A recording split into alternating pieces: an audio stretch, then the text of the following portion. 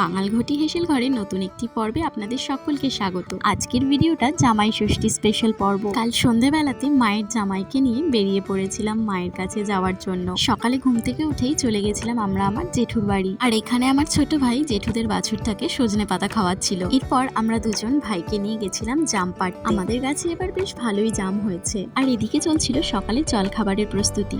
সকাল সকাল লুচি ঘুগনি খেতে কোন জামাইয়েরই না ভালো লাগে।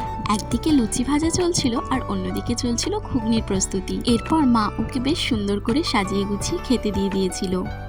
সকালের পর্ব মিটতে না মিটতেই আবার দুপুরের রান্নার প্রস্তুতি শুরু। ভাই একদিকে ভালো করে নুন হলুদ আর তেল দিয়ে মাংস আর মাছটাকে ম্যারিনেট করে রেখে দিয়েছিল। আর এইদিকে দেখুন আমার ছোট ভাই গাছ থেকে আম পেড়ে তার জামাইবাবুর জন্য আইসক্রিম তৈরি করেছে। যখন আমরা একদিকে বসে গল্প করছি আইসক্রিম খাচ্ছি, তখন মায়ের কাছে এসে দেখছি মায়ের রান্না অলমোস্ট কমপ্লিট। রান্নাবান্না সব কমপ্লিট করে মা তার জামাইকে বেশ ভালো করে গুছিয়ে খেতে দিয়ে দিয়েছে। তাহলে ও এবার ভালো করে খেয়ে নিক আর ওর সাথে সাথে আমরাও খেতে বসে যাই। আজকের ভিডিওটা তাহলে এখানেই শেষ করছি। দেখা হচ্ছে নতুন একটি ভিডিওতে।